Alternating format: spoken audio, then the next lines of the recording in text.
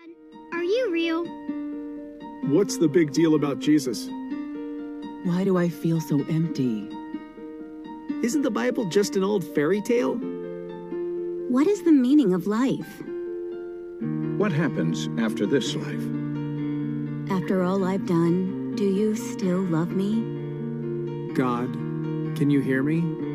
If you could ask God one question, what would it be?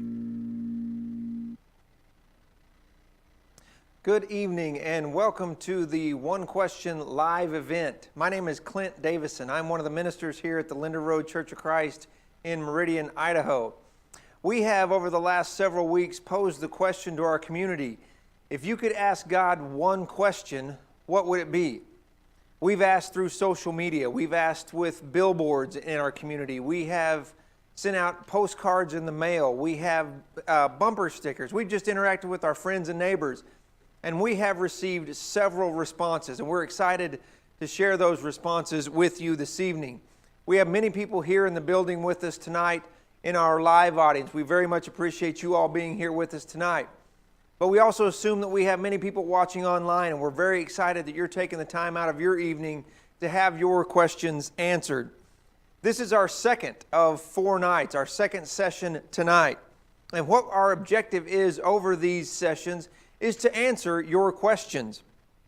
We're taking the top 12 categories of questions, and we're going to do our very best to have those questions answered through the Word of God. By these presentations given by 4 very qualified speakers. Now, you might hear a statement like that and be a little bit skeptical. You might wonder if God's Word, if the Bible really has the answers that you need. And that's totally okay. We believe that God's not afraid of our questions, and we believe that God's Word does have our answers. So tonight, if you hear something that you've never heard before, maybe something you disagree with, maybe something you don't quite understand, that's totally okay too. We want to continue the dialogue with you. We want to continue the dialogue with you so much, in fact, that we're going to offer that to you as we do these live presentations. For those of you here in the audience, these are available to you too. For those of you who are watching online, these options are available to you.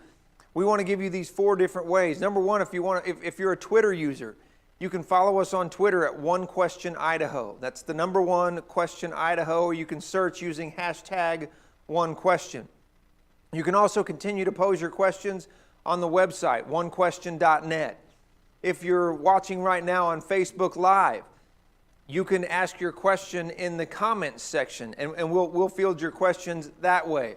Or if you'd like to text us a question, please feel free to text us at 208-614-1639. Again, that's 208-614-1639. And we will give you a voice tonight. We're going to have, at the end of our speaker's presentation, we're going to have a few minutes where we're going to take the questions that we received tonight, and he's going to answer those questions.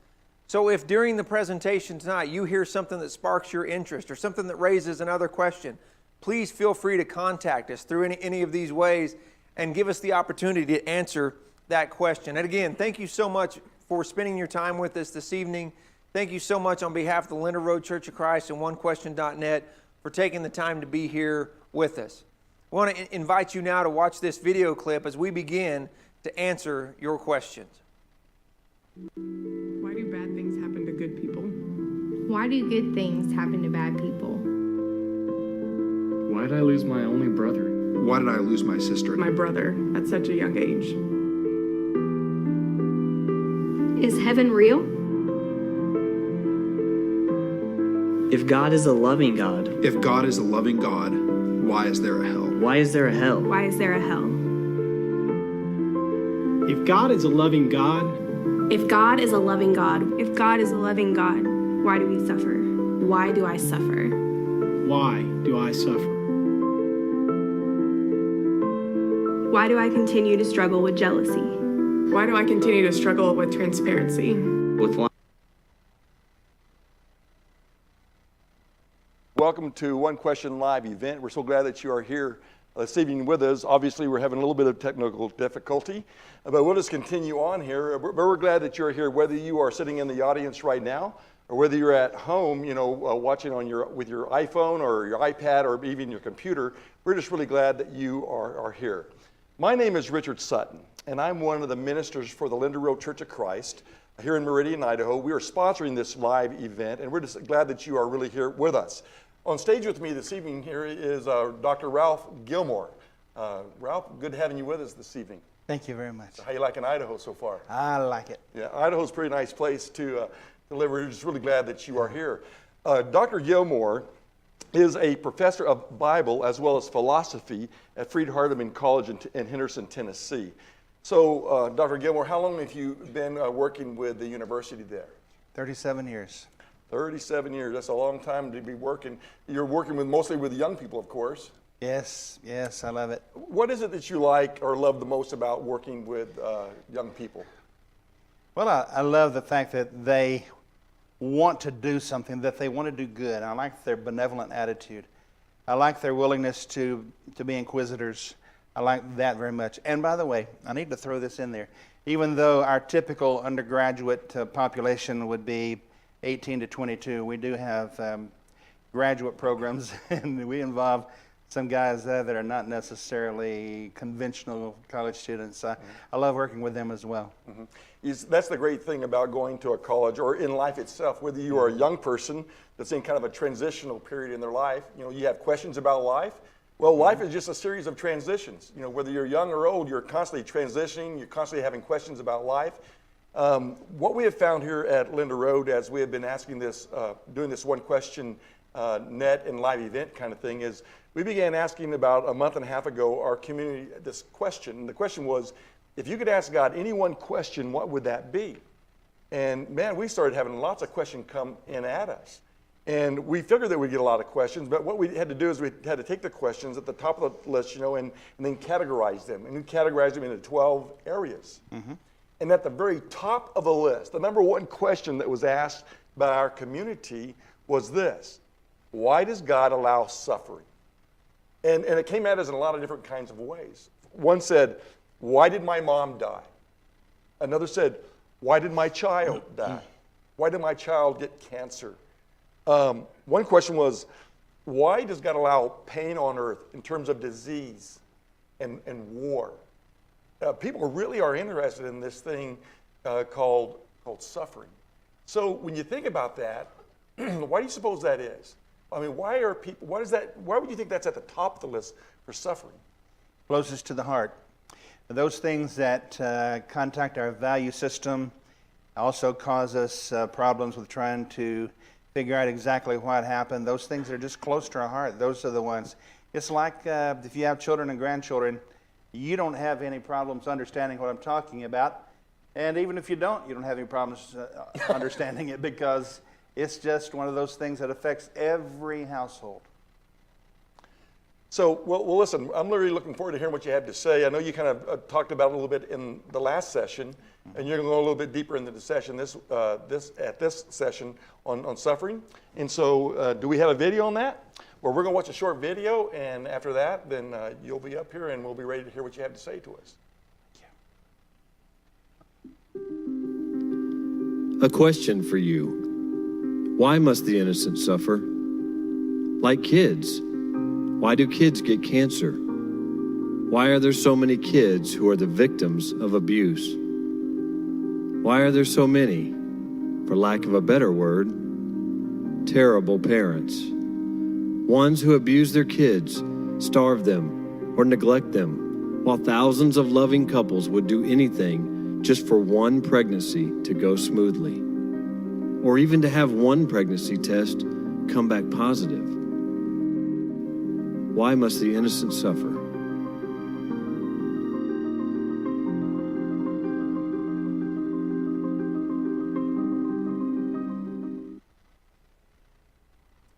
Thank you very much, Richard. I'm not surprised that this is at the top of the list. Suffering, not only because it affects all of us, but because I've done several of these one-question campaigns, is always in the top 3 questions. It doesn't matter where you are.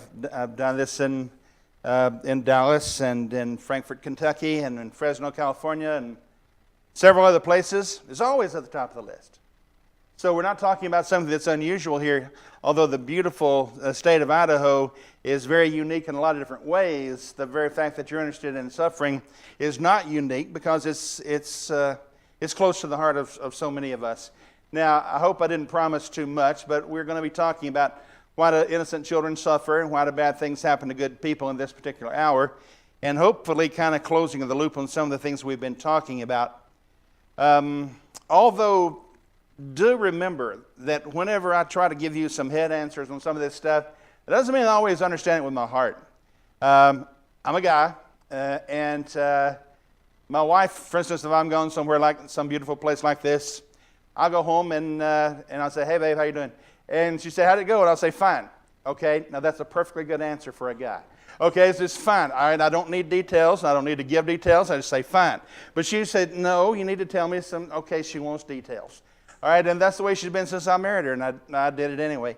Okay, and so she wants details because she wants to know about relationships. She wants to know who did I meet and what were the people in Idaho like and all of that sort of thing. Plus, we have some good friends from Idaho that we met in Twin Falls, Idaho. So it's not new to us, but nonetheless, it's a matter of dialogue and conversation. So we zoomed in and we looked at God. And what did we learn about God? Well, we learned that God can do anything that's consistent with His power, and He can do anything that power can accomplish. According to Hebrews 6, 17 and 18, He can do that. We also said about God that He can know anything that can be known.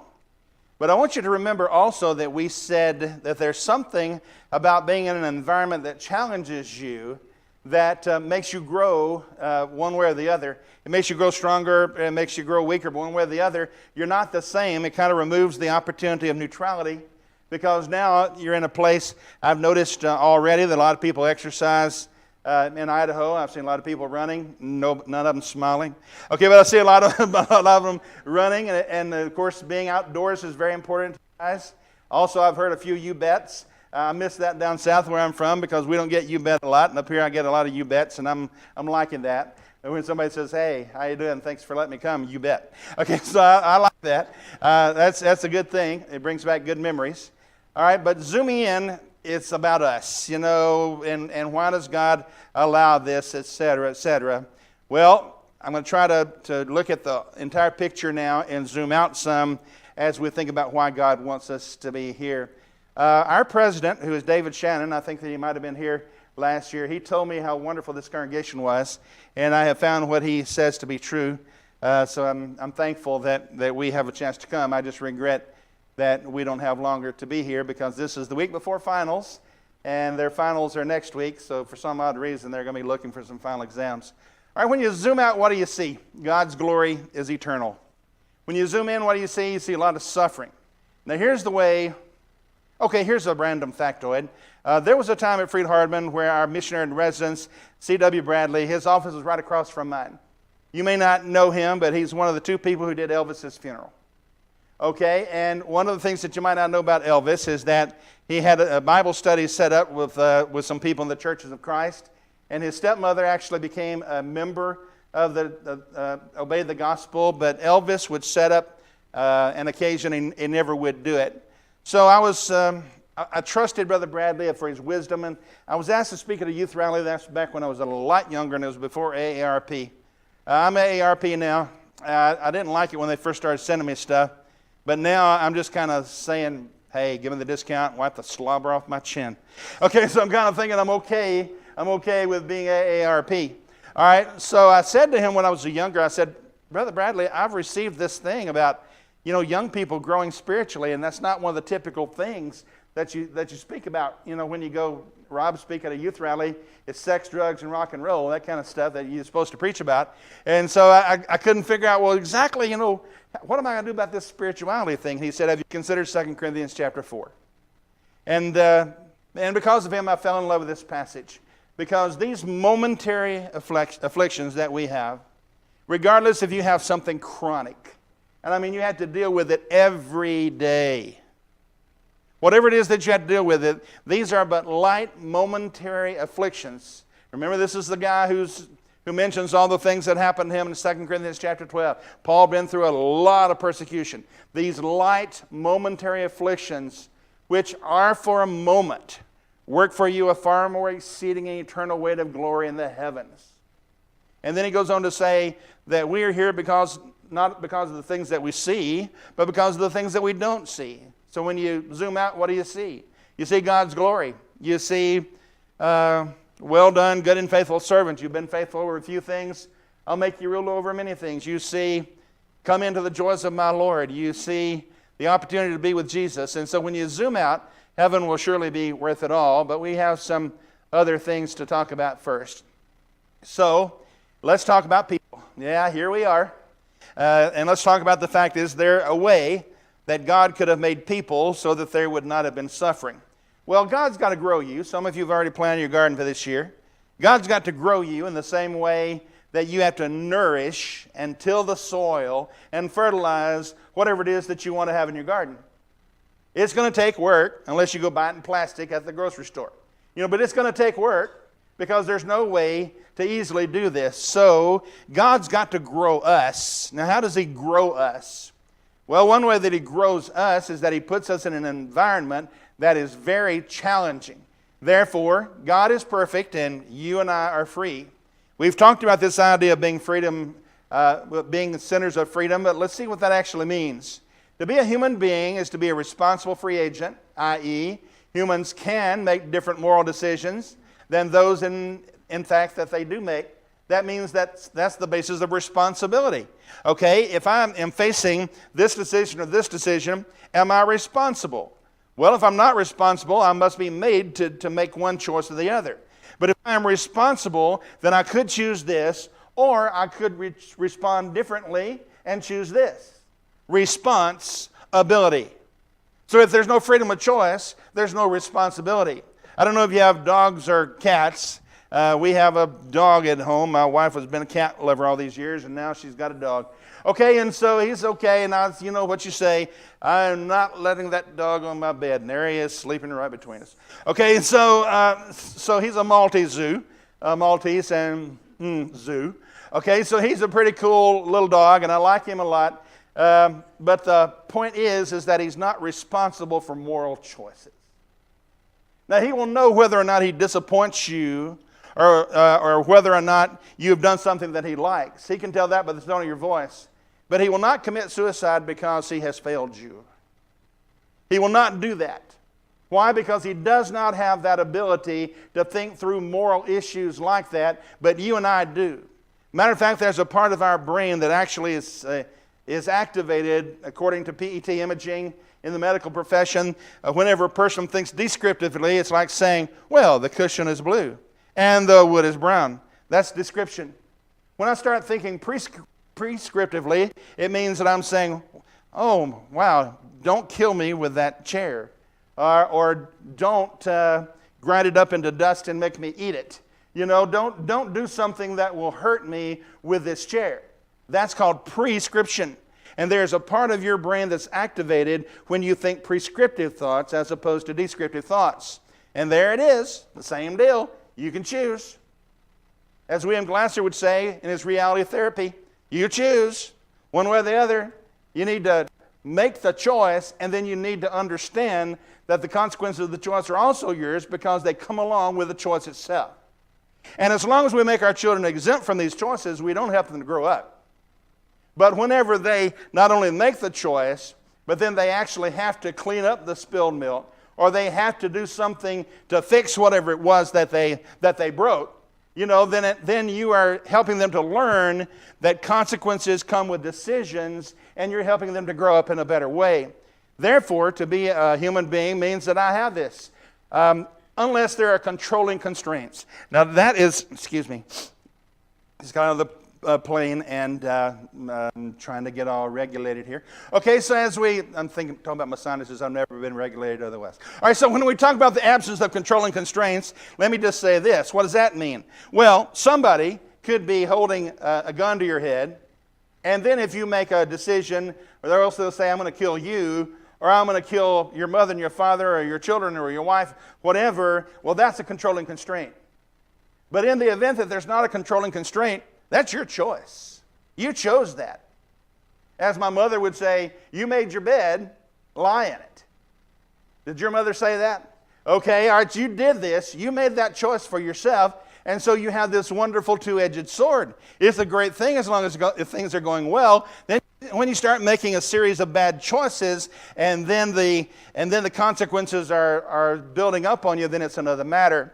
God was confronted with only two choices relative to the time that He made you. When He made you, He could have made you with freedom of choice or without. So let's choose both options. Let's choose one option at a time. All right, God makes you not free. Then if you are not free, then you have no more moral responsibility than a computer program. I got one daughter. Three of our four daughters are teachers. My wife's a retired teacher, and I teach. Okay, well, we don't like money. Okay, and so there's a lot of teachers in my family. But one of the things about being free is that if you're not free, well, she's working on this thing where she programs this computer, it's a master's degree in math, and then the computer spits out the programming code, and then it looks like a little dragon or something. Okay, now what does it do? Exactly what it's been programmed to do. Does it have freedom of will? No, that computer doesn't really hate you. You may think that it hates you. It doesn't really hate you. It does what it is programmed to do. Now, if you're not made with freedom of will, that's what you are giving back to God. You are a marionette. You are a puppet, and the puppeteer is God, and He's making you make every move that you make. But if that's true, then why could He possibly send me to hell? Because He's the one who made me do these things. Well, that's because that's not accurate. God gave you this freedom of choice. On the other hand, God gave you this freedom of choice, and now what? I'm sorry for the camera people. Okay, and now what? Well, the problem then is you don't have freedom of choice, and that means then that the basis of all human emotions is now less than it was. Because what is love if you don't have a choice to love or not to love? What is loyalty if you don't have a choice to be loyal or not to be loyal? It doesn't mean what it used to mean. Therefore, it does come with the possibility of evil, and God knew that it did. And the reason why I knew that it did is because He's going to give you this gift. You're going to be in His image. So He began immediately to make plans to put the scheme of redemption or God's plan for buying us back, saving us, into effect. If you look at 1 Peter 1 and verse 20, all this was put into effect before the foundation of the world. I mean, before the foundation of the world, God knew that this was going to happen. When He made you with freedom of choice, He knew that there was the possibility of doing it. And He began making a plan then for the sending of His Son so that ultimately we would have a way to get out of this sinful situation. But it's not new to God.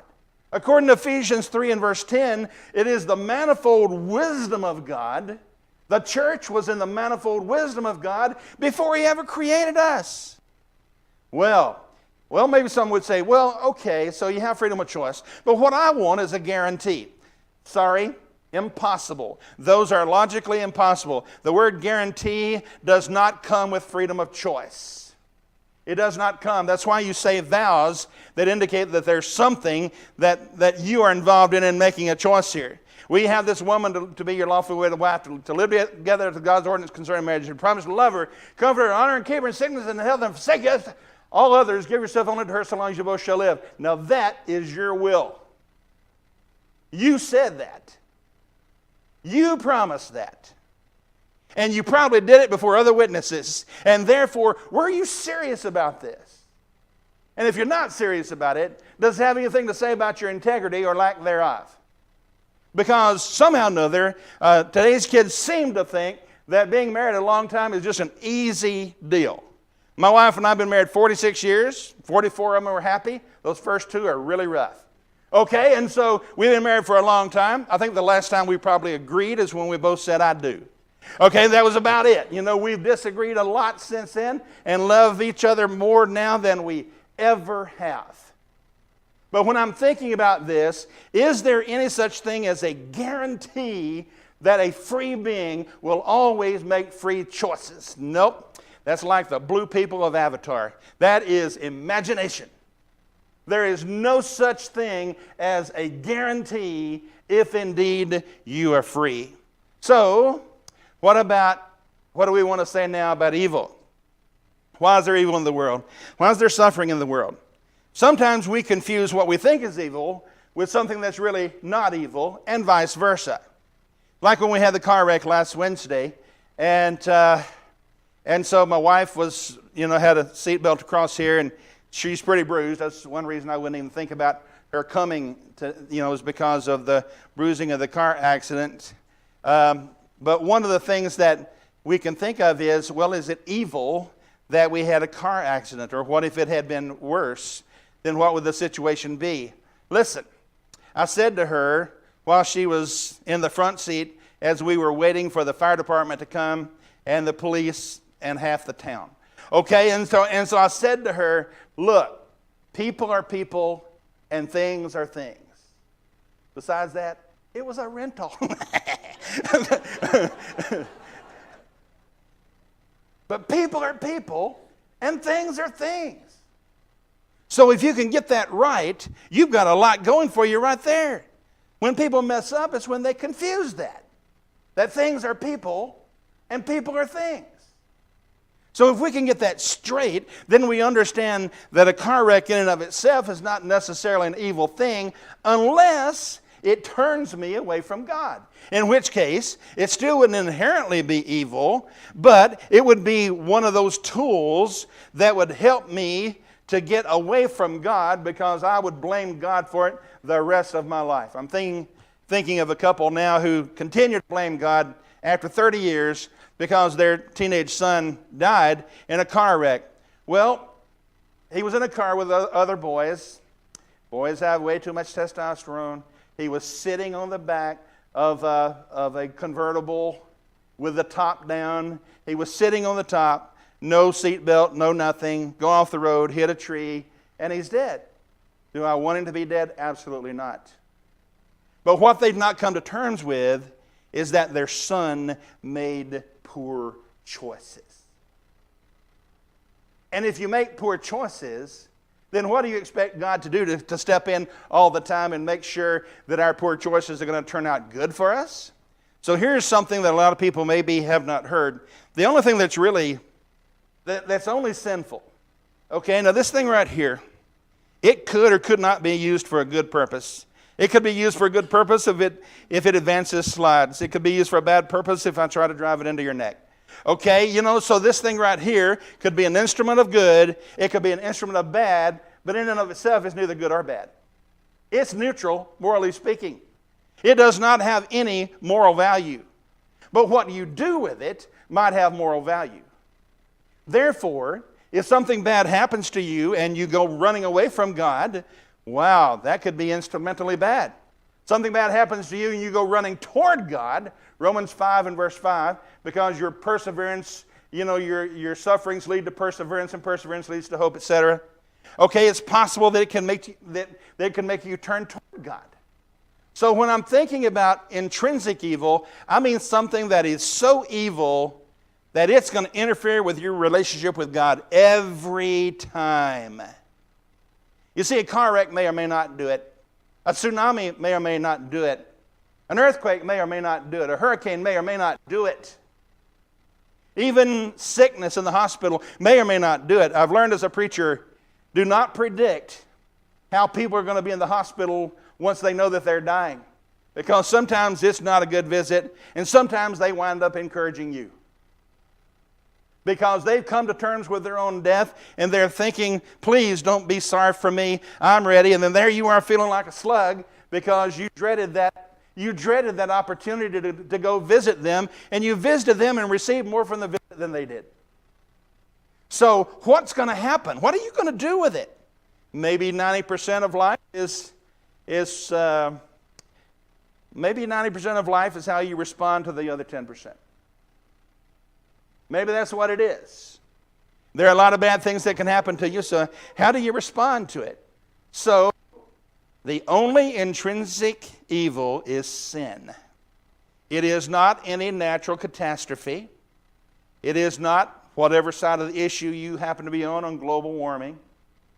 It is not gun control in and of itself, although I certainly do not want any innocent people killed anymore by people who have mental issues and they have been allowed to have guns, etc. This is not a political point. I'm sick of the dying, and I know that you are as well.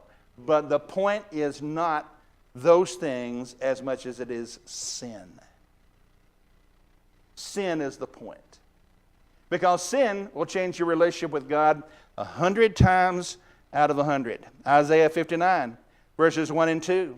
Behold, my hand is not shortened that it cannot save, nor my ear heavy that it cannot hear. But your sins have separated between you and your God, and have hidden his face from you that he will not hear. That's it. It's not because, well, my house was destroyed in a fire. It's not because something bad happened to one of my children, and certainly it's terrible. I have 3 daughters that actually have run half marathons. I was kind of fussing about the runners earlier, but that was being hypocritical because I have 3 daughters who have run half marathons, and they sometimes run the St. Jude Children's Hospital Marathon from where we're from. That's a great children's hospital. One of the hardest things to run the 13.1 miles in Memphis is when you pass by the place where the children come out and greet you as you are running, and many of them have no hair. Many of them are in wheelchairs with IV needles, and that is both a blessed experience as well as a tough one, because obviously our hearts go out to the people with all kinds of illness, especially those that are childhood illnesses. But even then, cancer cannot do some stuff. Like I said, I'm sure if cancer has touched your family, hands up, please. Okay, now what did cancer make you do in your relationship with God? The answer is nothing. What did cancer force you to do? The answer is nothing. What did cancer make you feel about God? The answer is nothing. Cancer is a biological condition, and it does not have the power in and of itself to make you feel either better about God or worse about God. It is a biological condition. It cannot do that. On the other hand, how you handle it is the point. So, concerning evil, nothing subhuman can be intrinsically evil, since it doesn't involve anything that messes up your relationship with God or your relationship with each other. Jesus would say it this way in Matthew 22, love the Lord your God with your heart, soul, mind, and strength. Love your neighbor as yourself. I teach my kids that's the vertical and the horizontal. The vertical is love the Lord your God, heart, soul, mind, and strength. Now, can cancer kill that? No. Love your neighbor as you love yourself. Can cancer kill that? No. Are you still sad about these things that have happened? I was preaching in Kentucky not too long ago, and a guy came forward whose brother had died. I won't give you details because I don't want it in any way to capitalize on what he did in a long. And I had told the story about my sister dying and how I had gone to church with just a truckload of guilt and just guilt and guilt and guilt. I don't think my mother and dad did this to me, but I somehow translated Christianity as guilt and guilt and guilt and guilt. You need to feel guilty about not going to church. You need to feel guilty if you're not a good person. You need to feel guilty if you're not perfect. And guilt and guilt and guilt. Well, there came a time in my adult life I got tired of that. And it was after a heart attack when my cardiologist said to me, I don't know why you had a heart attack, he said. And I was thinking, I can get that same opinion from somebody else a lot cheaper. Okay, but nonetheless, he said that's what he said. Okay, so here's the deal. There's some stuff about that I couldn't control. There's some stuff about that I could control. And one of them is being so hard on myself and my view of Christianity that it was sucking the life of Christianity out of me. I did not enjoy my preaching. I did not enjoy other things because I was getting a distorted view of the gospel. Well, suffering can do that, but also suffering can make you stronger. I mentioned to you before that an atheist or a skeptic or an agnostic really should not be using the problem of evil on you. Why? Because they have no standard by which to make a judgment of evil. They cannot say this is evil or this is not evil. One time we had a half day off in Tanzania, I had some students there. We were working. And on a half-day off safari, we watched one Cape buffalo fighting another Cape buffalo, and then the bigger one, the larger one, just took his horns and just hooked them right under the rib cage of the other Cape buffalo and just slung him over his head. And a lot of people were going, ooh, ooh, you know. You know what that is? That's just nature. It's not right or wrong that should happen. That's just nature. But it's different for you because you are made in the image of God. Therefore, as we think about the world, what kind of world do you live in? A lot of you, when you zoom out, you can see periods of time in your life where you have grown the most. And I had a 57 Chevrolet that I went to Freed Hardeman with. I was bad, straight pipes out the back. Kind of fixed up some of it myself. Kind of looked like it, but I didn't care. It was a 57 Chevrolet. Okay, and I love that car. Man, I love that car. I also noticed as long as I had that car that I had friends that I didn't even know because they wanted to borrow my car. All right, and so consequently, people almost never bring it back as full of gas unless they rented the car. Okay, people almost never, bring it back the same amount of gas it had when they borrowed it. And so my dad got the gas bill and he said, son, you have friends that are taking your car to Honolulu? He's kind of like, So here's the deal. I stopped letting people use my car and I lost some friends. But by the way, when I start paying for my own tires and my own gas and my own car insurance, I grew more than I ever could have as long as Dad was paying for it. Now, what do you learn if somebody is constantly covering up your mistakes for you? Somebody is constantly, clearing up all the messes that you make. What do you learn from that? It is said that when a person goes into drugs and alcohol, their maturation rate stops at that moment right there. So that when my daughter was 18, she was emotionally 18. Got out drugs at 25, she was still emotionally 18.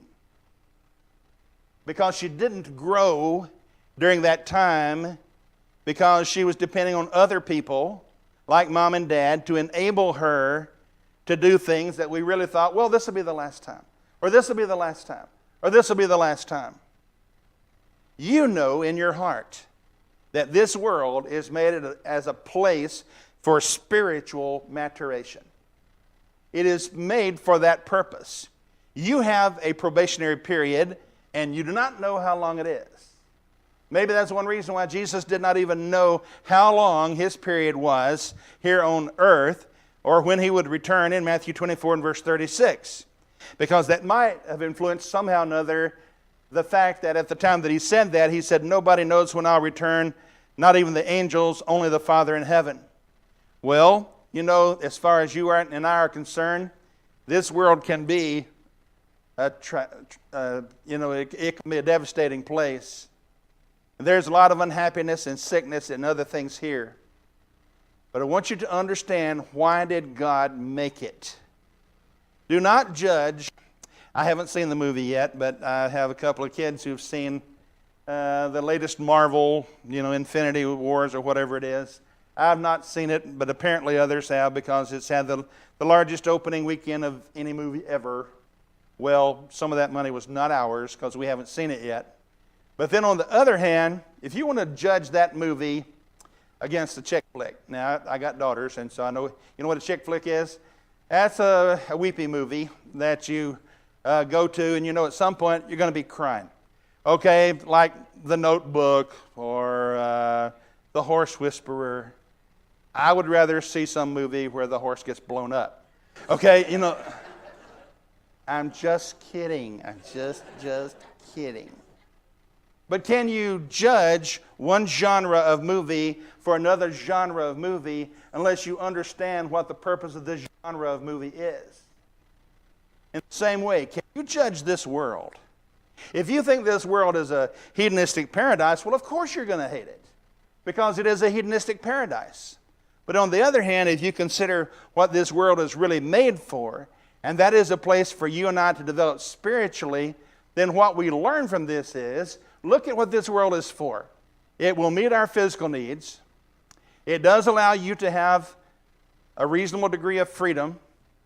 It will challenge you, and it will allow people to learn from its environment. Just exactly what you need if someday you are going to try to get ready to live with God. Just exactly what you need, given the purpose for which God made it. I don't see anybody holding up 3 minutes or whatever. Okay, and so this world with its evil is a probationary period for us. God never intended for it to be permanent, but on the other hand, there's another place that is. And that's the place where God will wipe away the tears, Revelation 21. That's the place described as roads with transparent gold. That's the place where Jesus is the Son. That's the place where there are no wheelchairs. I was thinking about that as they were letting the people in wheelchairs board the plane early, and I didn't mind that at all. I'm glad that I was not in a wheelchair. Last week in Parkersburg, West Virginia, sometimes we can have a pity party for ourselves and about how bad it is for us. Then there was a guy who was maybe a little bit loud in Texas Roadhouse. We were in West Virginia, but nonetheless Texas Roadhouse. Okay, and there and Joyce and I were watching him. He had no arms. I mean, no arms. I mean, not even stumps. Just no arms. He didn't look old enough to be a thalidomide baby. I don't know exactly how he lost his arms, but I do know he was happy about life. And he was also happy when the two people that he was with would put individual bites on his plate so he could lower his head into his plate and could eat. Now I'm saying, if that guy can have a better attitude about life than I do sometimes, then I need to be considering my own attitude toward life. Okay, I don't know if it's time or not, but I'm quitting and we can... I can't actually, there's a glare on the clock. Well, then it's time. Okay. Well, thank you again for answering those questions about suffering. We have received several questions. As Richard mentioned, we've received several questions about this topic. We have time for 4 or 5 of these questions, depending on how much detail you want to go into in the answers. One of the questions that we received this evening was, why do some people suffer to the point of suicide? Okay. Remember when I said absence of controlling constraints? I'm going to assume that you're talking about a suicide in which the person is fully in control of their ability to choose good from bad. Because suicide means self-death in Latin. So it might not always be true of suicide. A former head of the Bible department at Freed-Hardeman, after he had taught his last class, a couple of weeks later, he committed suicide because he had the type of depression that is often fatal. My grandfather on my mother's side committed suicide, and his son, my uncle, committed suicide because that was back in the days when people just thought that if you were depressed, it was a sign of spiritual weakness. And therefore, if you actually went to get your depression, checked, to check for the level of the psychotropic drugs, serotonin and all that stuff in your system, well, somehow or another, in that generation, it was just a bad thing. Let me say, first of all, about depression, and then I'll talk about suicide. About depression, I would want to say to you that if you have depression, getting it treated is no different than a type 1 diabetic getting insulin. It is no different. And let me also say that depression, however, is not a crutch for you to use the rest of your life. So what you're expected to do, and I have, kids at Freed-Hardeman with suicide, and I will be very lenient with them. I'll give them alternate ways of testing and all that kind of stuff. But then on the other hand, I'm not just going to give them a grade, because that would not be fair to the other students who work for grades. So I will say to them, Go to the doctor, go to the doctor, go to the doctor. Go to a counselor, go to a counselor, go to a counselor. Get this taken care of, and then come back here and let's talk about you doing that paper. Come back here and let's talk about you doing the work that you need to do to finish this class. Now, suicide in and of itself, according to Paul in Ephesians chapter 5, no man hates his own flesh, but he cherishes it. With regard, in the same context where he talks about the fact that a husband should love his wife as Christ loved the church. Now, Paul is talking about those people who are in a normal state of mind who would choose to commit suicide, that it would be sinful. But then, since you and I are not good mind readers, what we ought to do in the event of a suicide is to not get into the God game. In other words, you do not make judgments about heaven or hell. That's above your pay grade. You cannot know their mind, and you cannot know at the time that they did it, why that they did it. On the other hand, you have to be careful here, because if you say, well, suicide is not such a big deal, then it can actually sway somebody who's on the bubble to commit suicide thinking, well, I'm not going to have to pay for it in the next world. So I want to try to avoid those two extremes. Number one, I don't want to encourage anybody to commit suicide. But on the other hand, I want our people to stop being so judgmental about this unless you're good at reading brain chemical levels yourself without any empirical testing. And in the event that you can't do that, then maybe you just might want to back up and then just show compassion to the family that's involved and let God handle that situation, and we don't have to. We appear before the judgment seat of Christ. We do not appear before the judgment seat of Ralph. So, suicide does happen. I think an average of about 7 teenagers a day commit suicide. It's a bad thing. I don't know exactly all the reasons why they do it, but one of the things that I suggested at CYC last year, which is Challenge Youth Conference, there were 15,000 kids there. Okay, and when we were speaking there, I said, you know, we need to take seriously this part about love your neighbor as you love yourself. And we need to talk to young people about loving themselves, how to do that in a biblical way, and what can be done to help to adjust self-image problems that might lead to suicide. So the prevention there is a lot better than the cure. Very good. Another question we received was, why are people born with birth defects or mental illnesses when drugs or alcohol aren't a factor? Like situation like Down syndrome, autistic, or bipolar? Yeah. I was at another place recently where a Down syndrome girl who actually was not used to hugging people, she just came up and hugged me for some reason. I was thinking, whatever else happens in this meeting, I have definitely been blessed. Okay, I have friends like Dr. Joe DeWeese, teaches pharmacology, a PhD in biochemistry from Vanderbilt University.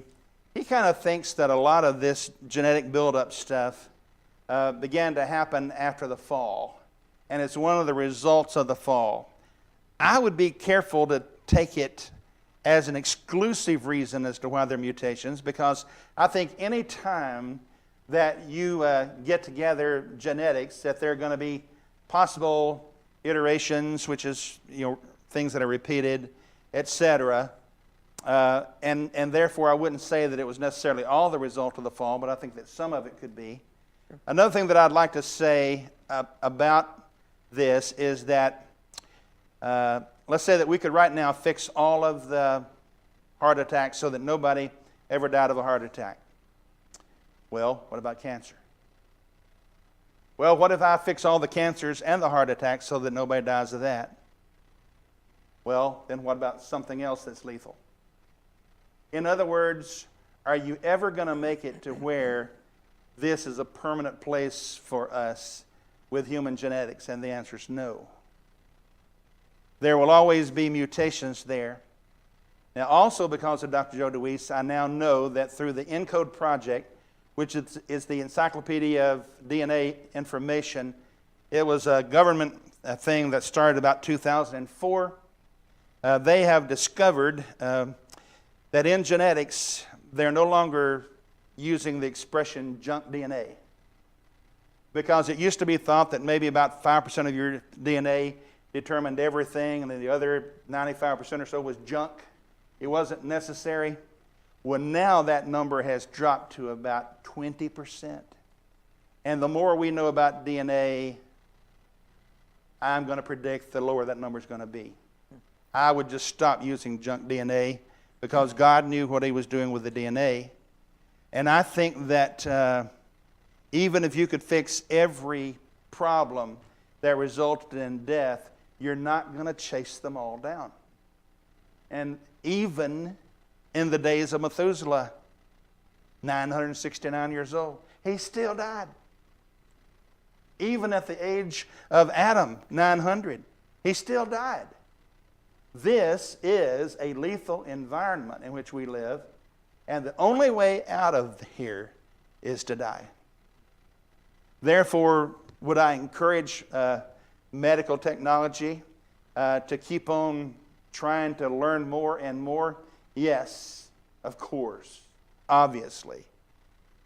But there's nothing that we will ever be able to do to make this a perpetual place of living because we lost access to the tree of life. And when you lose access to the tree of life, people are going to die. Some younger than others. Brother Flavel Nichols just died. He was a son of Gus Nichols. He's big stuff over in our part of the world. We loved the Nichols family. He was 99 years old. But then there's a lot of people that will die a lot younger. And part of the deal about a probationary period is that you don't know how long your period is. One of the earliest questions we received when we first put up the onequestion.net website, it's a fairly long question, but I think it's one that is certainly worth answering. It's a woman who writes this, and you'll see that in just a minute. She says, "I'm in a downhill slide. My only child was killed by an impaired driver. Soon after that, my church moved without any warning to the congregation. I've been unable to find a new church home. I'm sight challenged, so I don't drive. My husband of 25 years passed away peacefully after a battle with COPD, leaving me insoluble. I'm now on disability and can't afford to live alone, and I'm looking at homelessness. This all happened in the space of 3 years. I now fear for my life, and I'm 64 years old. Please tell me, God, why do I suffer in this way?" Well, the first thing that we have to admit here is that we are people of compassion. We feel for her because some of us have experienced some of that ourselves. But if we get to the point that we think, that no one has ever, been through what we have been through, one of the things that we need to do is just to read some of the people in the book of Acts. Sure. How that, for instance, Nero, he was a bad dude. He reigned in the 60s A.D. He didn't build the Colosseum. That was built about 30 years after he died by Octavius Flavius. But he did build Circus Maximus, which has a capacity of about 100,000 people. And one of the things that he did is that he would take the bodies of Christians and he would tie them to a stake, put the stake, the big pole, in a hole, then throw oil on them and light them on fire. And that would be your entrance into Circus Maximus. That's not even before the good stuff starts. That's just how you get started. So let me say that I'm so sorry for our sister who's 64 years old. I would hope that somebody would help her to find a congregation that's close by and could help her, because one of the things that we are not necessarily known for is benevolence. I believe this church is different. A lot of our congregations are not known for benevolence. Usually the benevolent fund is about 2% of our total expenditures in a lot of congregations. So we're not known for benevolence, so she needs some help. And maybe this church is just the people that can give her some resources. Absolutely. Yeah. Another question we were asked, and we'll give you time to answer this one final question.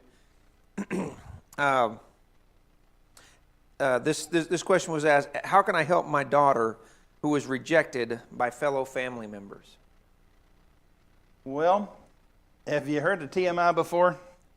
That's too much information. Well, this is TLI, too little information. I don't know enough about that to understand if there's something about her lifestyle that's involved in why they rejected her. Did they reject her because of illness? Did they reject her because of perpetual bad decisions? First of all, I'd like to think that, and even when we asked our daughter to leave our house, we were not rejecting her. There's a principle in Alcoholics Anonymous called let go and let God. So we were not turning our back on her because we had spent thousands and thousands of dollars on various rehab programs and all of that. So what we were doing was trying to say, I don't know what else to do, and so God, will you please let go and let God? Will you help us out here? So we were not rejecting her. We were hoping that she would come back. Sure. And after some jail time, she did. But it was not out of a sense of rejecting her. So if they're saying that this girl is rejected, I'd want to know the rest of the story. Is it really rejection, or is it an application of tough love? And what are the circumstances that led to this? But do remember, if we are, people are going to look at the way we treat our own families. And if we don't treat our own families well, then it's going to be difficult for other people to respect our profession of Christianity. So that's all I guess I can say without more information. Thank you very much. Do you have any other idea about her other than that? No, that was basically the question. I'm sorry, I don't know more about that. That's all right. Thank you very much. Yeah. Thanks very much for answering, again, some challenging questions. As we try and answer some of these questions over this last session and the session prior about how do we deal with evil and suffering. Well, on behalf of the Linder Road Church of Christ and OneQuestion.net, we want to thank you very much, you all here in the audience this evening, and you all who are watching online. We thank you so much for taking the time to be with us this evening.